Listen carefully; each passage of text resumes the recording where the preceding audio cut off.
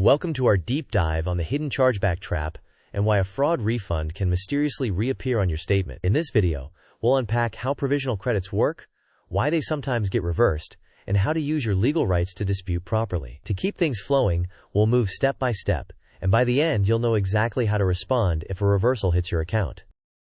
Here's our agenda.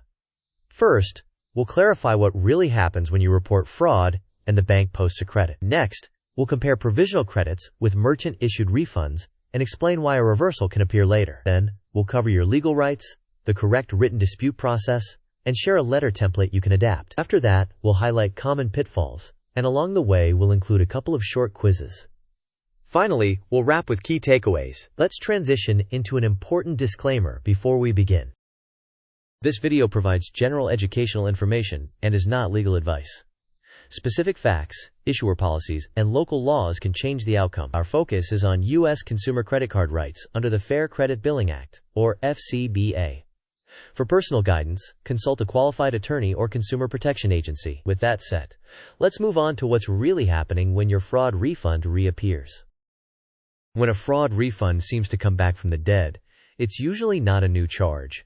Instead, it's an accounting correction. If you received both a provisional credit from your bank and a separate refund from the merchant for the same transaction, the bank will typically reverse the provisional credit to avoid double payment. This can post months after you first reported the fraud, which understandably causes confusion.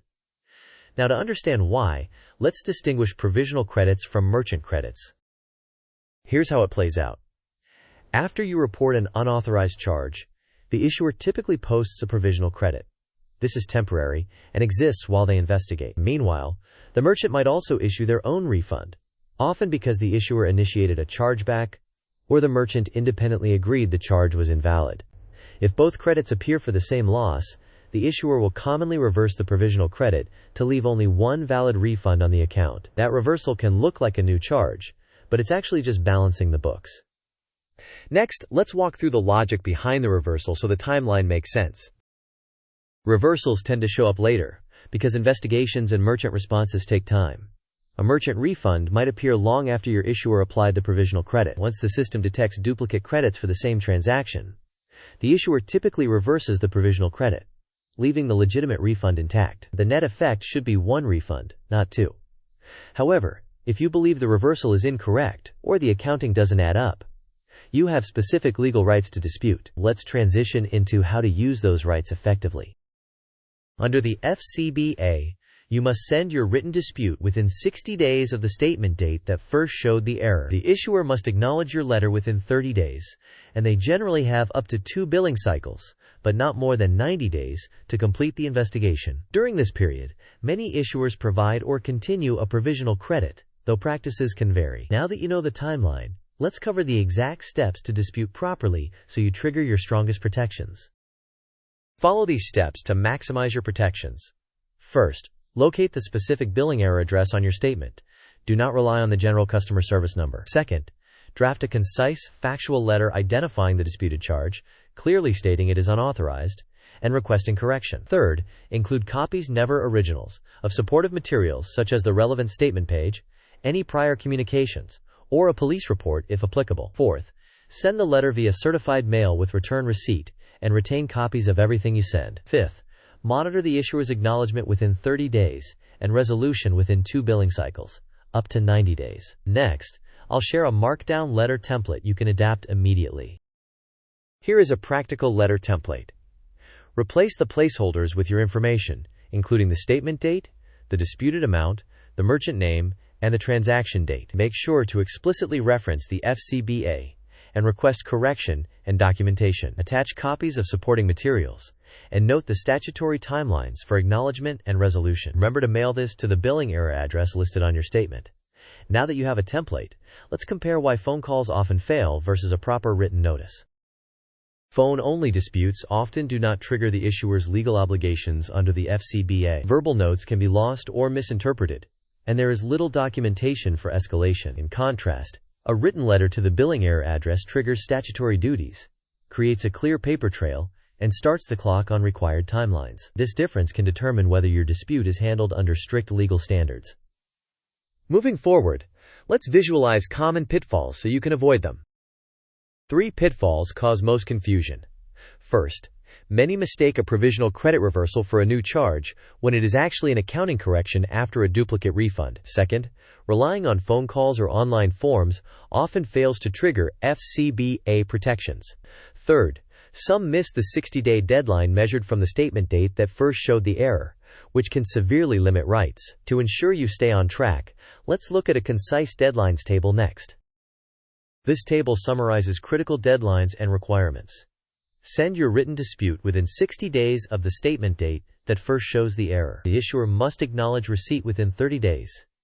The investigation must be completed within 2 billing cycles and no more than 90 days. Many issuers offer provisional credit during investigation, though practices vary. Finally, certified mail with a return receipt is recommended to document delivery. Now, let's reinforce your understanding with a quick quiz. Question: if both a provisional credit and a merchant refund post for the same unauthorized charge, what will the issuer most likely do? Options: A. Leave both credits so you benefit twice. B. Reverse the provisional credit to prevent double compensation. C. Reverse the merchant refund because it posted second. D. Do nothing until you call customer service. You may pause the video now to think about the answer. We will discuss the answer in the next section of the video. The correct answer is to reverse the provisional credit to prevent double compensation. This balances the account so only one valid refund remains. Next, let's test how to trigger your strongest legal protections.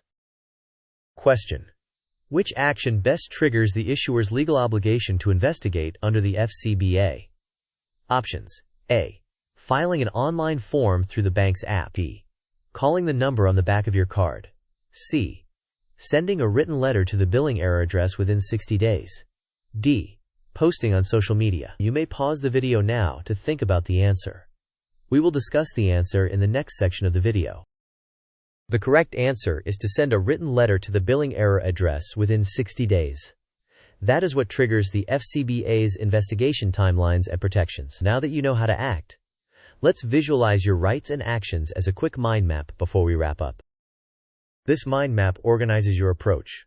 Under FCBA, a written dispute triggers obligations. Key time boundaries include the 60-day window to mail your letter, the 30-day acknowledgement, and up to 90 days for resolution. Maintain documentation such as the statement copy, your letter, and the certified mail receipt. Outcomes may include a provisional credit, a merchant refund, or a provisional reversal to balance duplicate credits. Avoid common mistakes like phone-only disputes, missed deadlines, and mislabeling a reversal as a new charge. With this overview, let's capture the most important takeaways. Here are the key takeaways. First, a post-investigation reversal often corrects a duplicate refund rather than adding a new charge. Second, only a written dispute to the billing error address triggers FCBA protections. Third, send your letter within 60 days of the statement date and track the 30-day acknowledgement and up to 90-day resolution. Fourth, retain copies and use certified mail to create a clear record. Finally, if the accounting still appears incorrect, escalate with your documentation and reference the statutory timelines. As we conclude, let's summarize the journey we covered. To summarize, provisional credits are temporary, and a later merchant refund can trigger their reversal. The intended net effect is a single refund, not two. Your strongest protection is a written mail dispute under the FCBA, using the billing error address printed on your statement. Use the provided template, track the deadlines, and maintain a thorough paper trail. Before we close, let's end with a quick thank you and a call to action. Thank you for watching. If you found this helpful, please like, share, and subscribe, and let us know your experiences or questions in the comments so others can learn from them as well. See you in the next video.